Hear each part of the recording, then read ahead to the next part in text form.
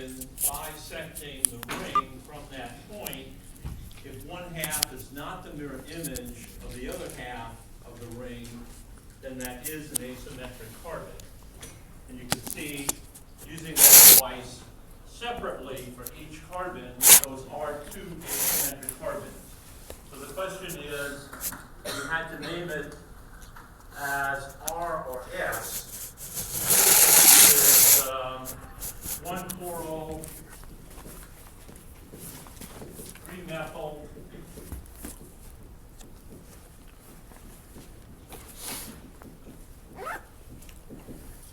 cyclohexane. I'm just arbitrarily assigning carbon number 1. Your ring is your base chain. Carbon number 1 is where your perhaps most dramatic substituent is, and arguably that's the chlorine. So I'm saying that's carbon number 1, and then taking the short way around the ring to the next substituent, which would be a 3-methyl. But you have two asymmetric carbons. So there are 4 possible stereoisomers. You could have a mesostructure which reduces the number by 1 because the mesostructure doesn't have a different mirror image. But you can see there's no obvious plane of symmetry in this molecule. Would have to pass through here, and the two halves are clearly not identical.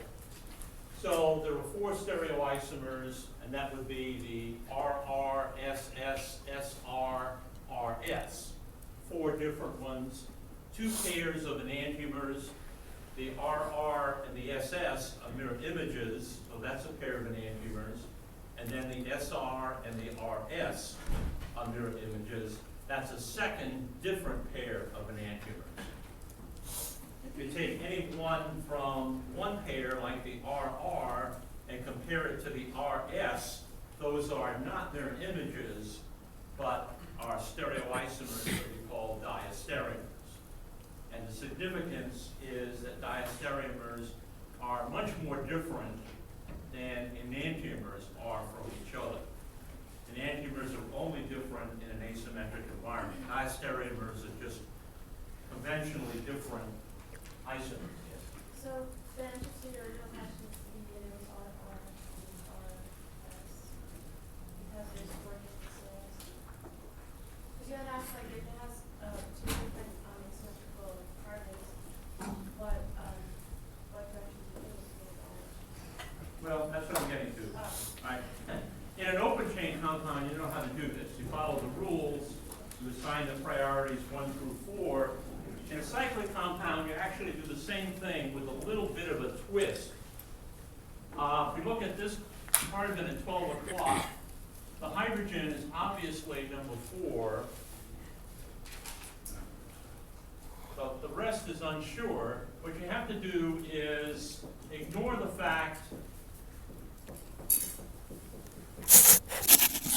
that 2 of the substituents are part of a ring, and just treat it as if this substituent here is different from this substituent here, even though they meet eventually at the end of the ring. So you just start moving. I have a carbon, and a carbon, 1 atom away from that asymmetric carbon right there where the asterisk is. So there's a 3-way tie for 1, 2, and 3. So I have to go out to the next set of atoms and add them up. Two bonds away. That would be 3 hydrogens, 2 hydrogens and a carbon, 2 hydrogens and a carbon. So this one loses to the other 2 and is clearly number 3. But I still have a 2-way tie because these 2 substituents are identical in terms of 2 bonds away, having HHC, HHC. I would then have to go 3 bonds away, and it gets obviously then a real pain in the neck. But I think with some common sense, you realize that as I keep going out, eventually this chlorine is going to cause this branch to count as number 2. As number 1, sorry. So, it's a little crowded here. So,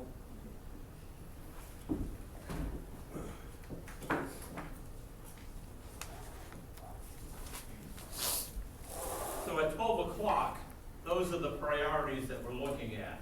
So again, it's just the same thing you do if this were an open chain carbon.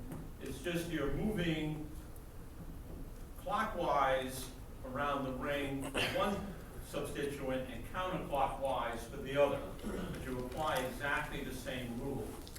So is that 12 o'clock carbon R or S?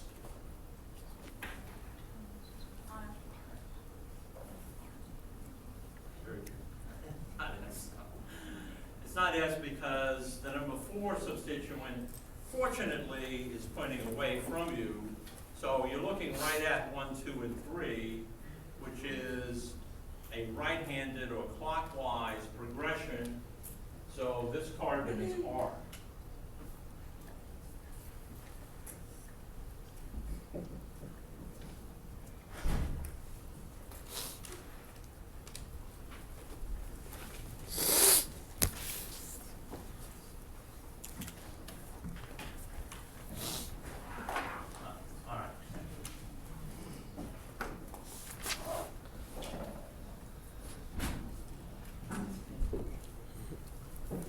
I haven't done the chlorine yet, but what you would do is, out in front of the name, in parentheses, just spell out the stereo description at the third part, it's the 1 carbon, sorry. Well, let's erase that completely. So this is the first thing he's talking about. No, that's right. This is the first thing he's talking about. I'm thinking the one that,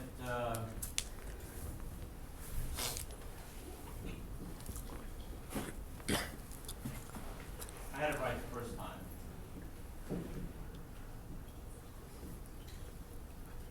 I should have made the one at 12 o'clock carbon number 1. It would make life easier for me. So I just have to determine what carbon 1 is right here. And you would do that the same way.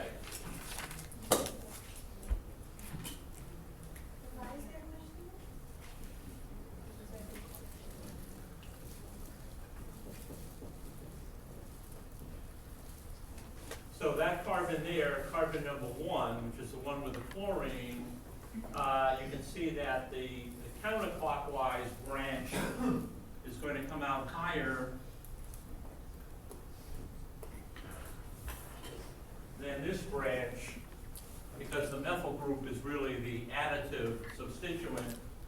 So when you do the priorities, the way I did the carbon at 12 o'clock, you come out with 1, 2, 3, 4, and you can see that that is 1, 2, 3, 4 is away from you, so that's S.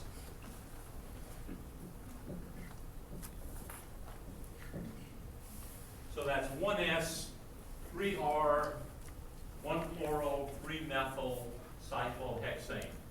In the parentheses, I'm simply saying carbon number 1 is an asymmetric carbon with the S configuration, and carbon number 3 is an asymmetric carbon with the R configuration. Not hard to do, but again, don't knock your head against the wall on it, because it's not really science, it's just a set of rules. And I have a program on this computer that will determine that if I just throw it in. Okay. So, back to NMR. Now, let me just go quickly through some basic theory. Not that you have to pick up all of it, and this is very streamlined. It's much more complicated than it looks even here. But it gives you more feeling for what's going on, and that helps you to understand what you're looking at when you look at an NMR spectrum and try to interpret the data. It is a magnetic technique. Remember, it's oops,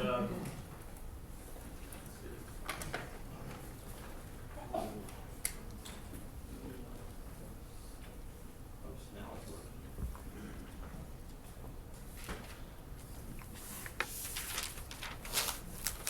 it is a magnetic technique that uses the magnetic properties of the nucleus, and this ball with an arrow through it is trying to indicate the ball is the representation of the nucleus, and the arrow is the magnetic moment. And that magnetic moment has no particular orientation normally. So if we have a beaker full of molecules with nuclei that all have magnetic moments, and most do, the way that the magnetic moment north-south pole points is random, because there's no real magnetic influence on the nuclei. The Earth's magnetic field is trivially weak. It doesn't, and the nuclei, as you can imagine, are such tiny bar magnets that they're pretty weak magnetic objects themselves. So the combination of the Earth's magnetic field and the weakness of the nuclear magnetism makes them ignore one another. To wake them up and make the external magnetic environment notice the magnetic environment of the nuclei, and vice versa, we apply a very strong external magnetic field, V0. That's always done in this day and age with a superconducting magnet, which has a very special alloy electromagnetic coil that is superconducting at 4 degrees Kelvin, which is the temperature of liquid helium. So this coil is immersed in a bath of liquid helium at 4 degrees, at which point it's a big electromagnet with 0 resistance. So you charge it up from an external power supply to a very high current level, about 50 amps flowing through it, and then you can take away the external power supply, and that electromagnet will then circulate that current and produce a magnetic field, theoretically forever, without any intervention, as long as you keep it superconducting at 4 degrees above absolute 0. The sample is then placed in that magnetic field. And the magnetic fields are measured in, in Tesla, one of the most common being 11.7 Tesla. Now that's about 10,000 times stronger than the Earth's magnetic field. So this is a big deal. And if you've had an MRI, which are relatively low magnetic field instruments, you know how big the magnets are. They're big enough for a body to fit in. These are the most common nuclei that chemists study for a variety of reasons that we don't really need to get into. But hydrogen as H1, carbon as carbon-13, because carbon-12 is one of the few atoms that doesn't show up as having a magnetic moment. N15, which is important in biochemistry and medicine, obviously. F19 sounds a little bit odd, and it isn't studied that often, but the other halogens don't work well in NMR. Chlorine and bromine we see more often than fluorine, but chlorine and bromine really don't work well in NMR. The other one is phosphorus 31. P31 is silicon. I'm sorry, what? This one? Silicon. Because you find silicon in organic molecules. Carbon is right above silicon in the periodic table, so silicon is in the same family as carbon. In fact, one of the molecules that you see most often in NMR is this one here.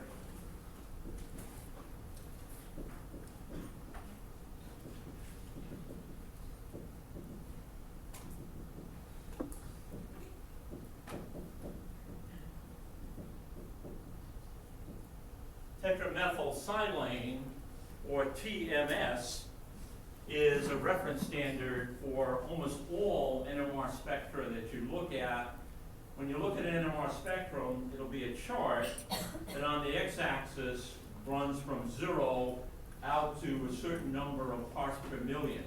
The 0 point is actually where a signal is received from tetramethylsilane that is deliberately added to your sample. But there are also other times when you see silicone in organic molecules. It has very much the same properties as carbon. It's right underneath carbon in the periodic table. And there's a lot in here that I'm not going to bother with. This business of resonance frequency actually refers to in megahertz, the frequency of a radio frequency signal that's used to interact with this nucleus that's in the external magnetic field. So if you're talking about hydrogen, and I put it in this superconducting magnet, it tends to line itself up with the external magnet. So what you get, let me go back here. Well, you can see this here. This is the magnetic moment of the nucleus, and this B0 is the external magnet. It tends to line itself up with the external magnetic field. If you play with magnets, you know that they tend to line themselves up. The other orientation, north to south, is actually repulsive. So one orientation is attractive, the other is repulsive, similar to the attraction of unlike charges and the repulsion of like charges. Remember, electricity and magnetism are all part of the same phenomenon. So that tends to line itself up with B0 as opposed to being randomly oriented in the Earth's magnetic field. It now has a preferred orientation. And what you do in the NMR experiment is you, as we say, flip the nucleus from this preferred aligned state to the oppositely aligned state, which is higher in energy. So you put energy in and you flip the so-called field of the magnet so that it's opposite to the external magnetic field. That requires a certain amount of energy.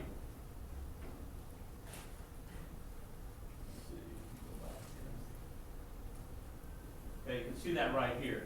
The so-called alpha spin state is where the nucleus is aligned with the external magnetic field, and the beta is where it's aligned against the external magnetic field. This is a quantized system. A bar magnet can be forced to have any orientation, even in a very, very strong external magnetic field. Takes a little bit of energy to move it against the field, but you could have it perpendicular to the external magnetic field, for instance. That can't happen with an atomic nucleus because they're quantized. They're only allowed to have certain energy states. And the only two that are allowed for a proton are perfectly with the external field or completely against. Nothing in between. And it never exists in between. It just disappears from one energy state and reappears in the other energy state. This is the same thing you learned in high school about electrons in energy shells. An electron in a 1s shell or a 2s shell, but never in between. There's nothing that can exist in between in terms of the electrons. Electron can jump from one shell to another, but it's not really a jump.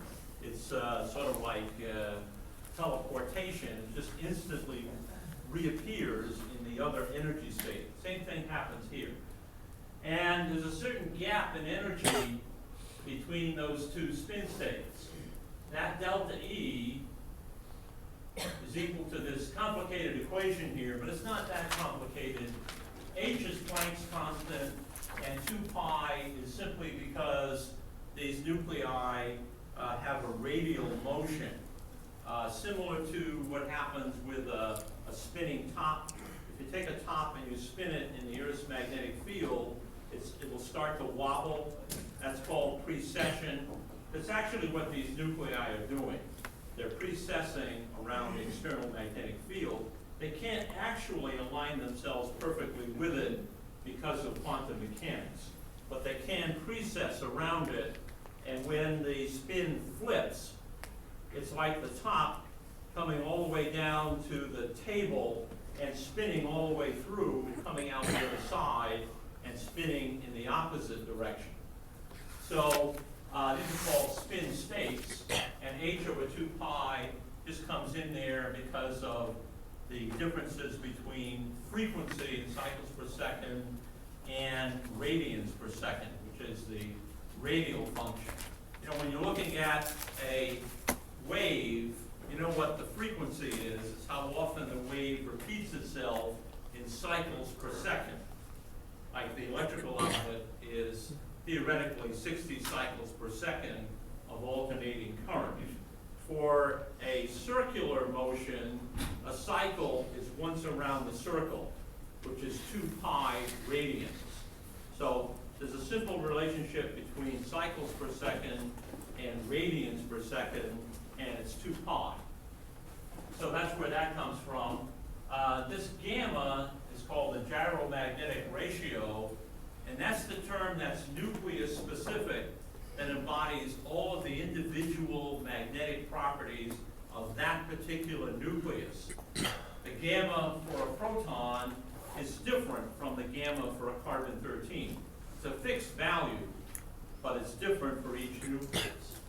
And B0, the one thing that is recognizable here is the magnetic field. And you see this cone widening here. The x-axis is B, the strength of the magnetic field. And this should make sense. The difference in energy between being aligned with the field or against the field should grow as your external magnet gets more and more powerful. So it's 0 in the Earth's magnetic field, but at 11.7 Tesla, it's significant and creates an excess of population in the lower energy state.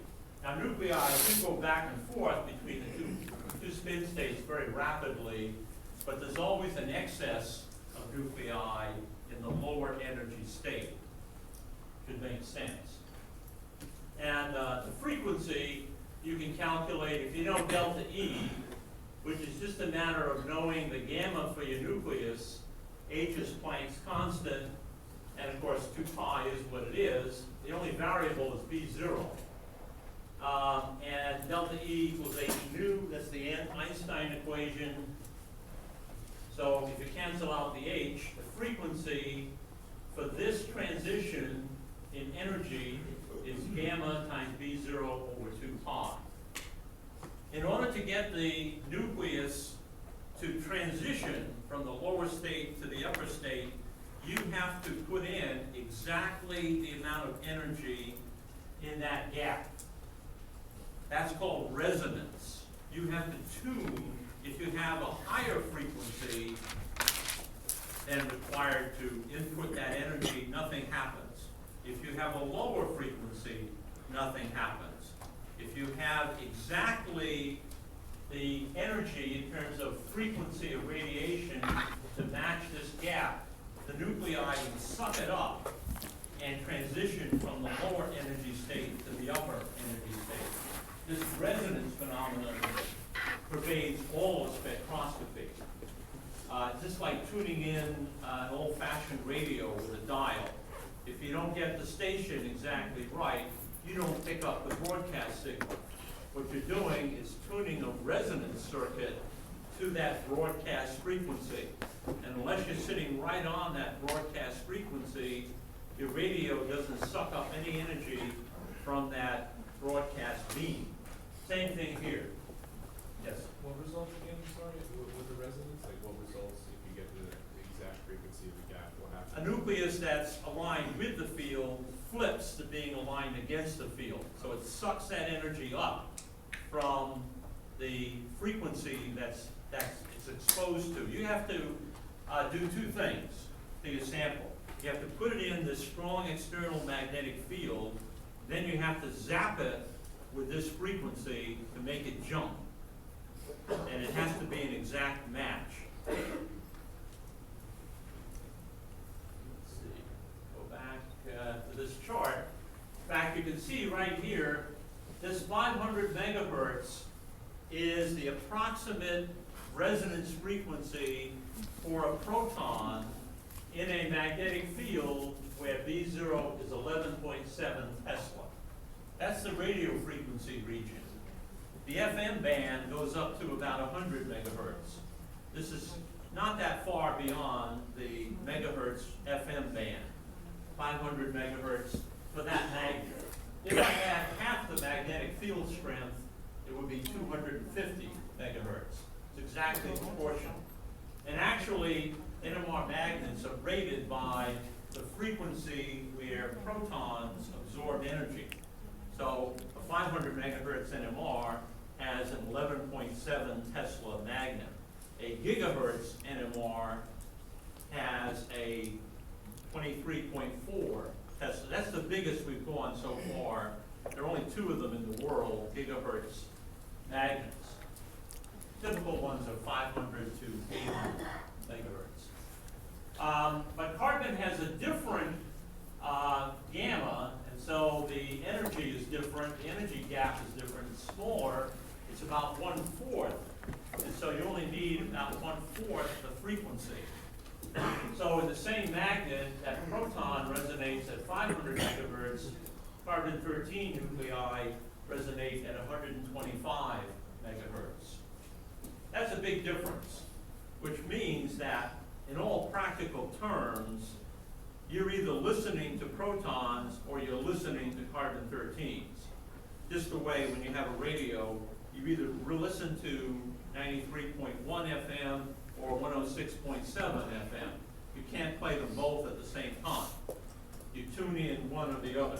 So understand when you do NMR, you pick a nucleus, and the experiment is set up to specifically deal with that nucleus in terms of the radio frequency. So a proton spectrum only shows hydrogens. Carbon-13 spectrum only directly shows carbons. So you have to do a different experiment for each active nucleus. It's exactly what you do. Okay. Really need this, or now, what you get when you apply the radio frequency to the sample is you get what's called a free induction decay, or a FID. This is a signal. This is the raw signal that comes back from the magnet. Now, in the magnet, where you put the sample, there is something called the probe. The probe contains all the electronics for feeding in your radio frequency zap, and also for picking up any signals that are given off by the nuclei. Because what's going to happen is when you zap a nucleus, that nucleus jumps to the higher energy state, and then it very, very quickly drops back down. So all the energy that's pumped into it gets spit back out almost immediately afterwards. I get my The analogy is if you imagine a big bell, and you've got a hammer, and you hit that bell, and you listen. The bell will respond to that whack. You're deforming the bell, you're vibrating the bell is vibrating back a sound into your ears, and it is an audio signal identical to what you would get from ringing a bell. If you studied anything about acoustics and audio technology, you're familiar with this. This is called the free induction decay. This is time along the x-axis. So here's where your hammer hits a bell. This is signal intensity or volume in decibels. Very, very loud, lots of energy coming back from the bell, lots of energy coming back from your nuclei, and then as the radio frequency pulse, which was on for only a moment, disappears, the system goes back to equilibrium and the sound dies away. Same thing happens in NMR. You pulse your sample, you get this ringing of the bell type signal back called the FID, and then it dies away to silence. That's one scan in NMR. Now, in this FID are lots of frequencies, all jumbled together. Just the way, remember when you hit that bell with a hammer, what your ears are picking up are many, many frequencies in the audio region coming back from the bell. It's not a pure tone. It's not a single frequency. Or if you do anything else like strum a guitar, you get a lot of frequencies coming back. They're all being picked up and recorded together in an unrecognizable mess. If it were one pure signal, you would see this. This is time. And you can actually measure that frequency or cycle in cycles per second just visually. But because there are so many frequencies jumbled together, this is unintelligible. This is your raw data. This is intensity versus time.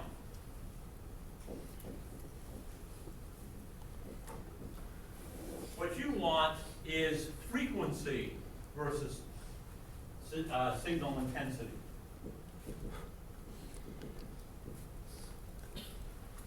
Now again, if you've studied acoustics and you're into sound technology, you know that one of the things that they do to rate either amplifiers or loudspeakers is to analyze the frequency output as a function of energy. If you have a loudspeaker, how much energy does it put out at 30 hertz, how much at 100 hertz, how much at 1,000 hertz, up to the limit of human hearing, which is about 15,000 hertz, cycles per second, so hertz. So that type of analysis of a loudspeaker would show you what the energy output is at different audio frequencies from that loudspeaker. In the NMR spectrum, we want to see how much energy is coming back from the sample as a function of frequency. Now this is the magic of NMR. You haven't picked it up yet, but the idea of NMR that I presented so far is really kind of ludicrous, because it implies that using this technique at 500 megahertz, I could excite hydrogens in the molecule. At 125, I could excite carbons, which would prove to me that this organic molecule contains hydrogens if I get a response, or carbons if I get a response at that frequency. Well, who cares? You can assume that any organic compound contains hydrogens and carbons. So when this initially came out in the 1940s, physicists looked at it and said, this is kind of interesting but useless, because it's sort of like an elemental analysis system.